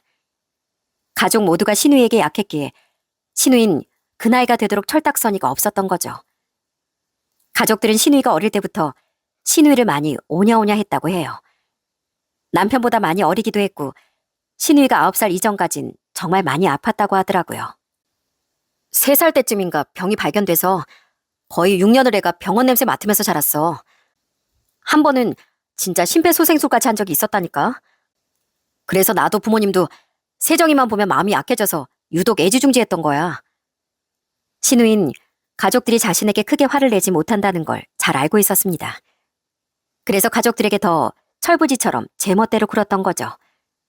신우인 식탁 예절도 영 꽝이었어요. 남세정, 다 같이 먹는 자리에서 그렇게 고기만 쏙쏙 골라 먹을 거야? 너 밖에서 그러면 부모인 우리가 욕먹는 거야? 피, 여긴 밖이 아니고 집이잖아. 야채는 싫단 말이야. 근데 새언니, 불고기가 좀 짠 것 같아요. 신분 수업이라도 좀 받고 시집하셔야 되는 거 아니에요? 짜게 먹으면 붓는데. 한 번은 제가 불고기를 한가득 만들어 시댁에 가져간 적이 있었는데요. 기가 막히게도 신우인 야채는 손도 안 대고 고기만 쏙쏙 골라 먹고 있더라고요. 시부모님이 나무라시긴 했지만 신우이는 아랑곳하지도 않았는데 그러다 제게 저런 말까지 하는 겁니다. 저는 제 여동생이 그러했듯 버릇없고 예의 없는 건 잘 보지 못하는 성격이었어요. 처음엔 우선 가만히 있었는데 저런 말을 듣고도 입을 닫고 있지 못하겠더라고요. 부으면 안 되죠. 그럼 아가씨 그만 먹는 게 어떨까요? 어차피 다른 가족들이 먹을 못까지 고긴 충분히 먹은 것 같으니까요. 뭐라고요? 아니면 아직 아가씨 몫에 채소는 많이 남아있으니까 그거 드시면 덜 부으실 거예요. 그리고 아가씨, 전 애써 힘들게 만들어서 가져온 음식인데 그렇게 말하면 서운해요. 다음부턴 기왕 평가해줄 거 비판보단 칭찬으로 부탁드려요. 아, 그리고 전 아가씨도 아가씨지만 어머님 아버님 대접하고 싶어서 이거 만들어 온 거니까 어머님 아버님도 드시게 그릇은 이쪽으로 좀 밀어놓을게요. 전 생글생글 웃으며 신우이 앞에서 그릇을 아예 치워버렸어요. 당황했는지 신우인 허공에서 젓가락질을 멈추고 절 바라보더라고요. 시아버지 민망하셨는지 헛기침을 하며 다시 신우이를 나무라시더라고요. 아유, 내가 정말 세정이 너 때문에 고개를 못 들겠다, 고개를. 아빠는 왜 새언니 들어온 후부턴 자꾸 나한테 더 뭐라고 해. 왜 새언니만 예뻐하냐고. 엄마도 오빠도 마찬가지야. 나 안 먹어. 먹지 마라. 너만 손해지. 시부모님은 절 정말 예뻐하셨는데요. 사사건건 시부모님도 남편도 제 편을 들며 신우이를 혼냈더니 신우인 불만이 많이 쌓였던 모양이에요.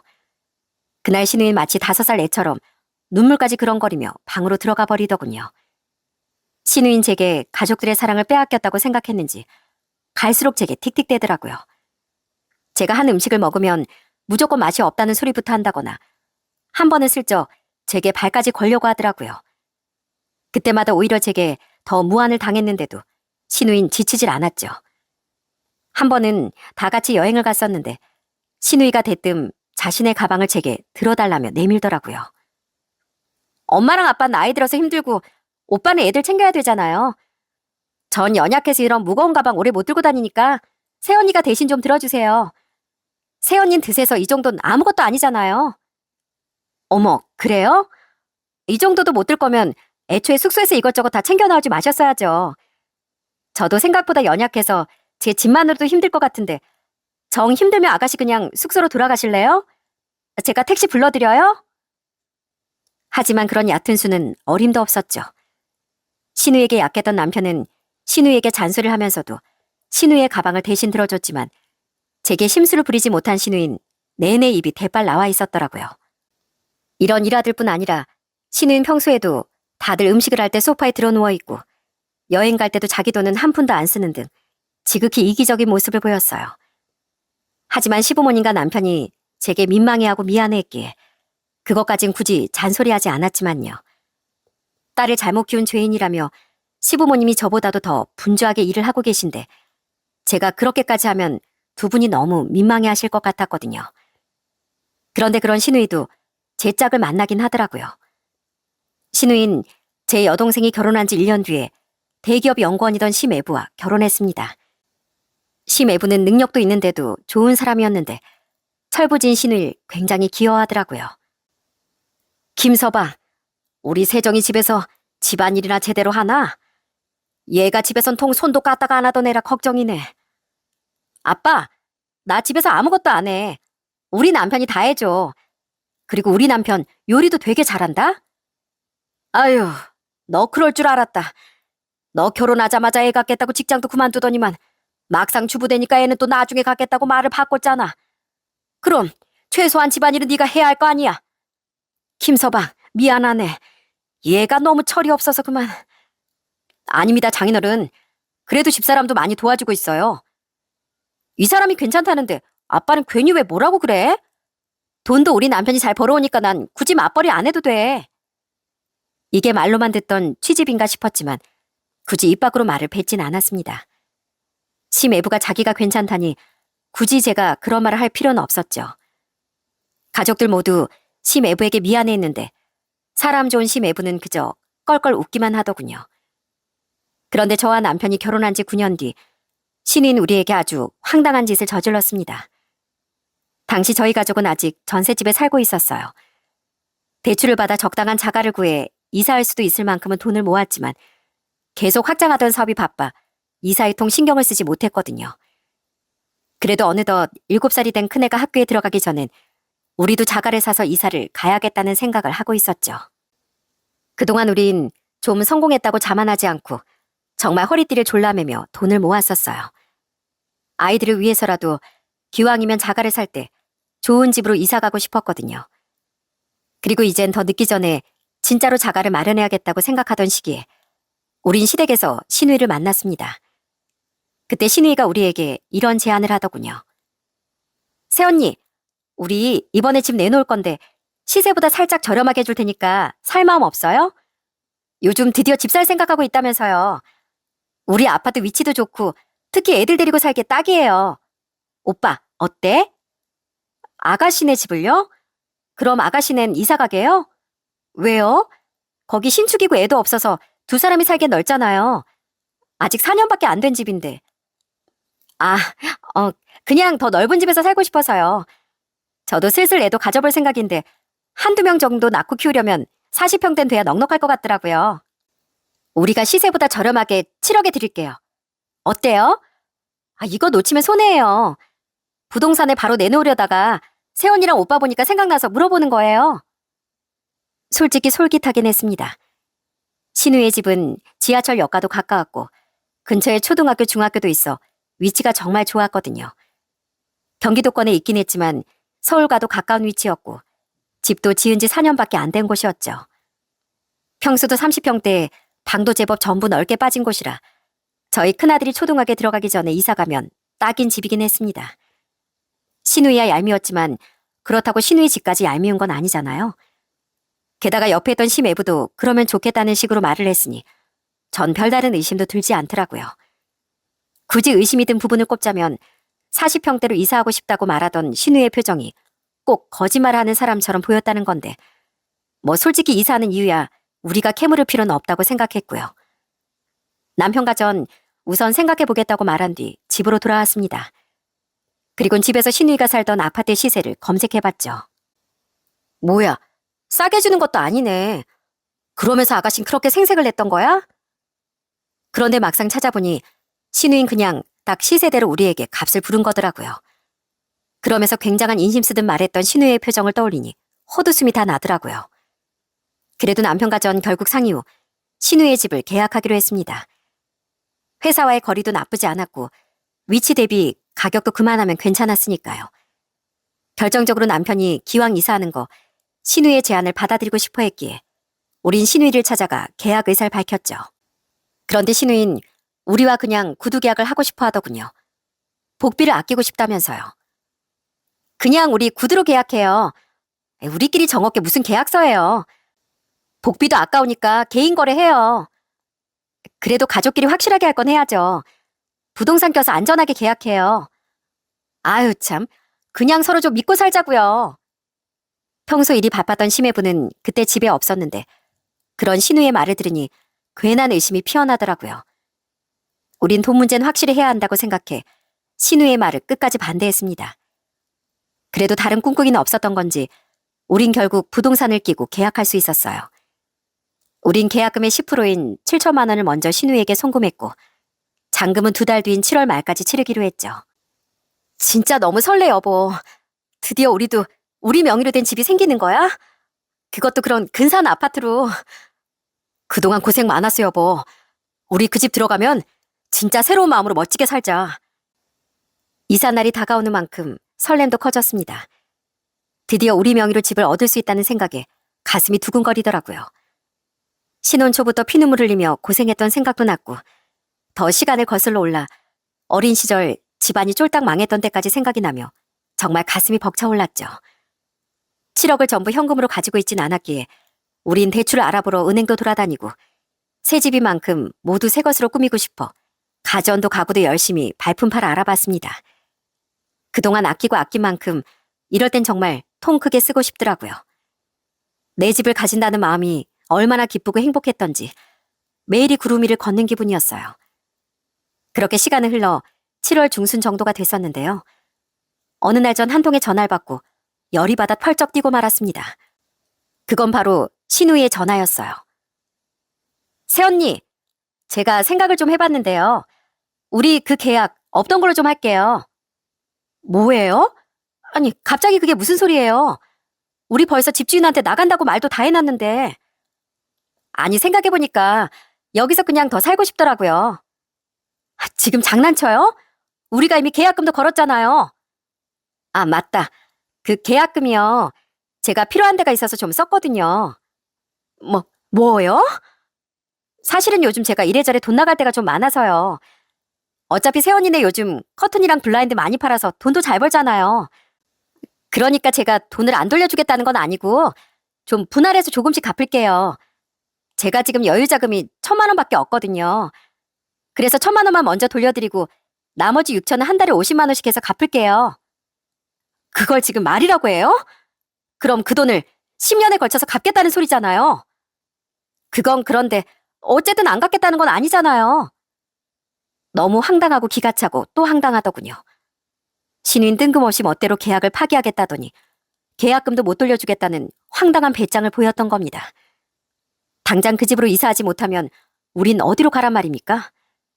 게다가 아무리 집값의 10%였다고 한들 그 7천만 원엔 저와 남편의 피와 땀이 묻어있는 거나 다름없었는데요. 그런데 신우인 그 돈을 그냥 꿀꺽할 심보더라고요. 돈을 갚는다고 하긴 했지만 제가 신우이 성격을 몰랐겠습니까?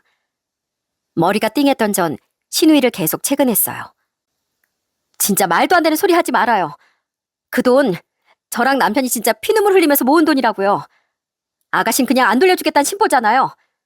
그리고 이제 와서 계약을 파기하겠다니 애초에 그것부터 말이 안 돼요. 대체 왜 이러는 거예요?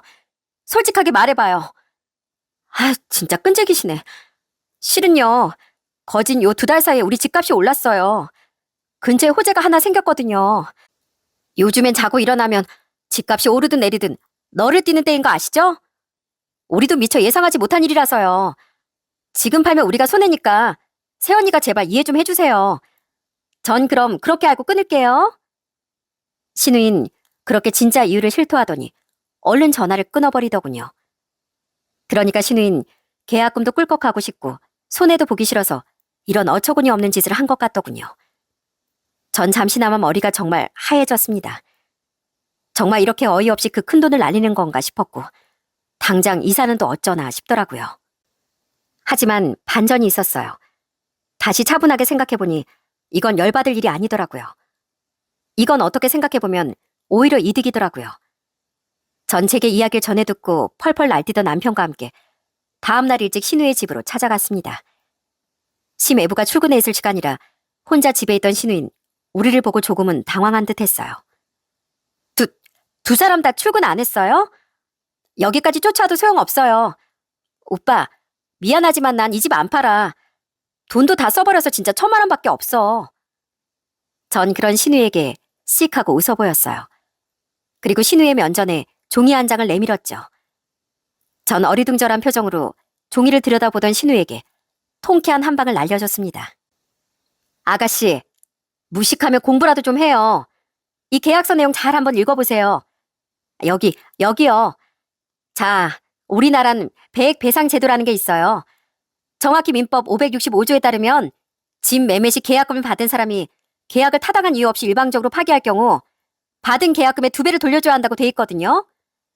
그러니까 아가씨가 우리 계약을 깨려면 7천만 원의 2배를 무조건 우리한테 법적으로 줘야 한다는 거예요. 그런 법이 있다고요? 그럼 1억 4천이요? 네. 그러니까 뭘 말하려면 잘 알아보고 말했어야죠. 게다가 우린 이미 집주인에게 이사 얘기 다 해놨고 은행 대출 상담도 끝냈고 가정, 가구 주문까지 넣었으니 이건 계약 이행에 착수한 상태예요. 이 상황에서 아가씨가 일방적으로 계약을 깨면요? 그건 단순 해약이 아니라 채무 불이행이니까 손해배상 소송감이 되는 거라고요. 어디 수중에 1,000만 원밖에 없다면서 이것들 다 감당할 수 있겠어요?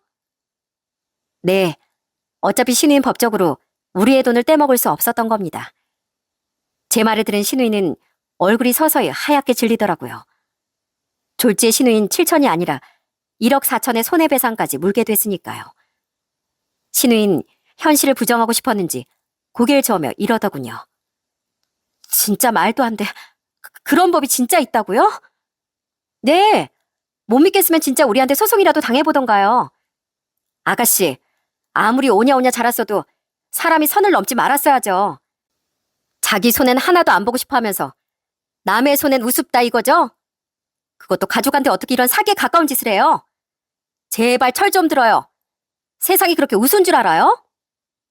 전 그런 신우에게 따끔히 소리쳤습니다. 세상을 쉽게만 보던 신우인 그 와중에 끝까지 때를 쓰려고 들더군요. 저에겐 당연히 통하지 않을 테니 신우인 제 남편에게 매달리더라고요. 오빠, 진짜 나한테 소송 걸 거 아니지? 나 그만한 돈 없어. 그럼 예정대로 우리한테 집 팔면 되잖아. 아니, 지금 팔면 나만 손해잖아. 오빠, 나 세정이야. 오빠 동생 세정이. 오빠가 돼서 동생한테 양보도 못 해줘? 내가 돈은 천천히라도 갚는다니까.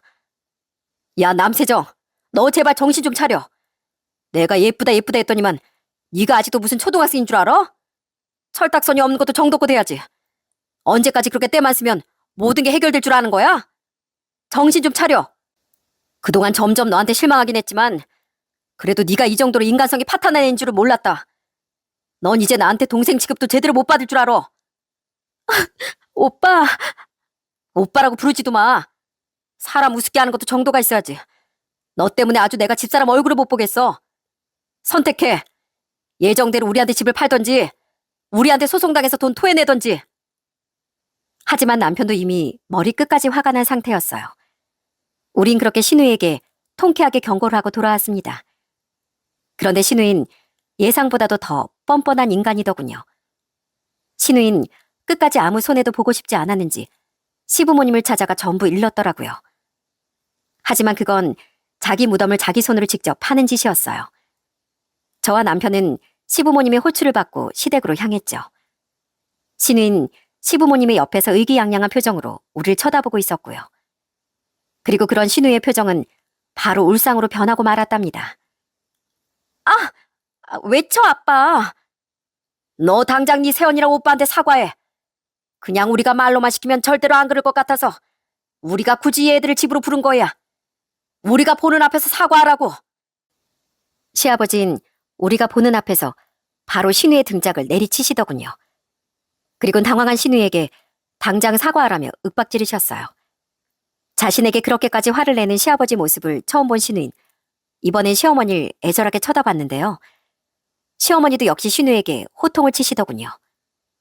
뭘 그렇게 봐? 우리가 널 오냐오냐하다 아예 망쳐버렸구나. 네 새언니랑 오빠가 얼마나 힘들게 돈을 모으고 사업을 성공시켰는지 옆에서 뻔히 다 지켜봤으면서 그 피 같은 돈을 떼어먹으려고 했어? 철이 없는 것도 정도껏이어야지. 너 남한테 이랬으면 까딱하다간 새고랑까지 찰 일이야. 아니 그 정도는 아니지. 그리고 가족이니까 이 정도는 이해해 줄 줄 알았지. 가족이면 더 그러지 말았어야지. 잔말 말고 너 빨리 사과해. 소송 걸려서 돈을 토해내든 이사를 가든 그건 뒷일이고 우선 사과부터 하라고. 당장. 하면 되잖아. 하면. 미안해요 새언니 오빠. 미안. 됐지? 똑바로 안 해? 시부모님의 호통에 신우인 눈물을 한 바가지 쏟아내더군요. 그렇게 그 누구도 절대 자신의 편을 들어주지 않았으니 신우인은 결국 우리에게 정중히 사과를 하고 말았습니다. 그리고는 원래 약속대로 집을 비워주겠다는 말을 하더라고요.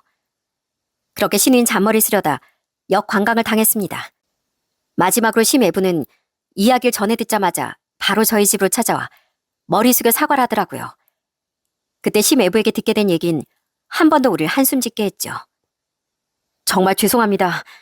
소송만 너그러이 참아주신다면 당연히 저희가 집에서 나가드리겠습니다. 제가 세정을 많이 좋아해서 그동안 다 이해하고 살았는데 저도 이젠 인내심의 한계가 오고 있네요. 들어보니 신우인 반년 전 큰 사고를 쳤다더군요. 그 전에도 점점 사치가 심해져서 심애부와 갈등이 좀 있었다고 하는데 심애부가 티를 내지 않아 우린 미처 모르고 있었죠. 그런데 신우인 심애부 몰래 무리한 대출까지 받아 어딘가 투자를 했다고 해요. 전 몰랐는데 집사람이 막 울면서 실토를 하더라고요. 무리하게 투자를 했는데 손해가 많이 났다고요. 그래서 제가 대체 왜 그랬냐고 화를 냈더니 제가 자기 씀씀에 간섭하는 게 치사해서 직접 돈을 벌려고 했다네요. 그땐 너무 화가 났는데 하도 잘못했다고 싹싹 빌길래 한 번은 용서해줬거든요. 그런데 고작 얼마 안 돼서 이런 분란까지 일으키다니 너무 실망스러워서 집사람한테 정말 많이 화를 내고 오는 길이에요. 그러니까 신우이와 심애부는 손해를 메꾸기 위해 작은 집으로 이사를 가려고 했다더군요. 우리에겐 큰 집으로 이사한다고 말했지만 실은 정반대였던 거죠. 그런데 신우이가 또 이런 실망스러운 일을 벌였으니 심애부의 분노도 컸다고 하더군요. 저희 집값이 오른 걸 알고 집사람이 저한테 그러더라고요. 형님네와의 계약을 없던 걸로 하고 우리 이사도 당분간 보류하자고요. 이미 두 분께 상의를 마쳤다고 하더라고요. 두 분이 이해해주기로 했고 7천만 원도 고스란히 돌려드리기로 했다길래 전 그런 줄로만 알았어요. 다행히 두 사람이 이사할 예정이었던 집주인은 심애부가 아는 지인이기도 했고 이사가 급하진 않은 상태라 사정을 이해해주고 계약금도 돌려줬다고 하더군요. 신우인 그 지인이 그런 착한 사람인 걸 알고 자신들이 걸었던 계약금 걱정은 하지 않은 채 심애부에게 취소를 하자고 했던 거죠. 그리고 며칠 뒤 신우인 우리에게 일방적으로 그런 통보를 했던 거고요. 심애부는 신우이가 우리에게 당연히 미리 얘기하고 돈도 돌려준 줄 알았다고 말했습니다. 그런데 실상은 신우인 그 가운데서 6천만 원을 빼돌리고 심애부에게도 계속 숨길 생각이었던 거죠. 결국 심애부에게도 단단히 혼쭐이 난 신우인 울며 겨자 먹기로 우리에게 집을 팔 수밖에 없었어요. 신우인 헛된 욕심 때문에 가족 모두에게 못난 인간으로 낙인 찍혀버렸죠. 우린 예정대로 그 집으로 이사를 했습니다. 그리고 급하게 다시 이사할 집을 알아본 신우이와 심애부는 전의 집보다 만족스럽지 못한 집으로 이사할 수밖에 없었어요. 이미 그 전의 집은 며칠 새 다른 사람과 계약한 뒤였거든요. 그렇게 시간이 꽤 흐른 지금 저희 집값은 1억 5천 정도가 더 올랐습니다. 시댁에 들어가 살고 있던 신우인 우릴 볼 때마다 그 사실을 배 아파하고 있어요. 아, 진짜 그 1억 5천 원래 내 거였는데 진짜 짜증나. 아, 신우이가 왜 시댁에 살고 있냐면 말이죠. 신우이는 결국 이혼을 당했거든요. 한번 심애부가 용서해줬으면 조용히 살 것이지 신우인 새 집으로 이사간 뒤 또 일을 저질렀다고, 아니 저지를 뻔했다고 해요. 신우인 심애부 명의였던 그 집을 담보로 심애부 몰래 대출을 받을 수 있는 방법을 알아봤다네요. 또 몰래 무슨 투자를 하겠다면서요. 근데 그걸 심애부에게 딱 걸리고 말았던 겁니다. 신우이에게 질려버린 심애부는 신우이를 바로 뻥 차버리고 말았고요. 그렇게 마음 넓던 심애부까지 도망가게 만든 신우이가 참 대단해 보이더라고요. 그렇게 다시 시댁으로 들어오게 된 신우인 지금 완전히 구박대기가 되어 살고 있습니다. 시부모님도 제 남편도 더는 신우이를 고운 눈초리로 보지 않고 있어요. 시끄러워! 이 집에서까지 쫓겨나고 싶지 않으면 그 입 다물어. 그래도 딸이라고 데리고 살아주는 거니까. 대체 언제 사람 될래? 아휴, 저 화상. 미안하다, 애미야. 우리가 애를 오냐오냐 해도 너무 오냐오냐 하면서 키웠나 보다. 우리가 죄인이다, 죄인이야. 이렇게 신우인 끈떨어진 연이 되어 시댁에서 눈치를 보며 지내고 있습니다. 집에서 놀고 있지 말고 나가서 일이라도 하라는 시아버지의 성화에 신우인 울상이 되어 직장도 구했죠. 그런 신우이가 앞으론 제발 정신 차리고 철 좀 들길 바라는 마음이에요. 너무 철딱서니가 없어 우리에게 못된 짓까지 하려고 했지만 어쨌든 가족이니 안 보고 살 수는 없는 거 아니겠습니까? 그러니 계속 미워하기보단 그냥 가족 대 가족으로서 한심하나마 연민이라도 갖고 신우이를 지켜보려고요. 그래야 아직도 신우이를 보면 한숨을 내쉬는 시부모님과 저희 남편이 걱정을 덜 수 있을 테니까요. 친정부모님은 저희가 막 이사했을 무렵 여동생 부부와 함께 저희 집에 와보시곤 눈물까지 지으시더라고요. 그렇게 열심히 알뜰살뜰 살더니 이런 좋은 아파트에 다 이사 올 수 있었구나. 우여곡절이 많은 집이긴 하다만 앞으로 잘 살면 혹시라도 붙었을 내군도 싹 시켜나갈 게다. 장하다 우리 딸, 장안의 남서방. 그때 저희 엄마의 말씀처럼 저와 남편은 드디어 마련한 우리의 보금자리에서 아주 잘 살아가고 있답니다. 사랑하는 저희 아이들과 함께요. 눈치 볼 집주인도 없으니 못 하나를 박아도 조심스럽지만 마음 편히 받고 애들이 실수로 벽질 좀 뜯더라도 가슴이 철렁하진 않습니다. 물론 신경 써서 한 인테리어니 마음은 아프지만요. 저와 남편이 이 따스한 우리의 보금자리에서 앞으로도 열심히 인생을 살아갈 생각이에요. 함께 울고 웃으며 행복한 추억이 집안 곳곳에 꽉 채워질 때까지 말이죠. 인생은 불공평한 거라고 사람들은 말하곤 합니다. 저도 때론 그렇게 생각한 적이 있었어요. 그런데 다르게 생각해보니까 인생은 나에게만이 아니라 모두에게 불공평한 것이니 그것 자체가 또 공평한 것 같기도 하더라고요. 아무리 팔자가 좋은 사람도 인생에 한 번쯤은 폭풍우가 들이닥치기 마련이니까요. 그러니 어떤 고난이 닥쳐오더라도 마냥 분노하고 좌절하기보단 어떻게든 힘을 내어 씩씩하게 살아가셨으면 합니다. 저 역시 살면서 수많은 어려움을 겪었고 그때마다 이를 악물고 버텨왔어요. 그중엔 신우이가 저와 남편을 곤란하게 만들려 했던 일처럼 이가 갈리는 억울한 상황도 있었고요. 하지만 그때도 결국 해결책은 있었고 결국엔 위기가 기회가 되어 더 좋은 결실을 맺을 수 있지 않았습니까? 호랑이 굴에 잡혀가도 솟아날 구멍은 있는 것처럼 막다른 길에 들어서더라도 살아날 길은 있는 법이더라고요. 그렇게 어렵고 억울한 고난과 위기를 모두 이겨낸 뒤에 여러분의 삶에도 지금의 저희처럼 꼭 좋은 날이 찾아올 수 있길 진심으로 바라봅니다. 그럼 전 이만 여기서 인사를 드려야 할 것 같네요. 말복굿이나 조금씩이나마 무더위가 식어가고 있는 요즘 그래도 끝까지 건강에 유의하시고 늘 좋은 날만 가득하시길 바랍니다. 들어주셔서 감사합니다.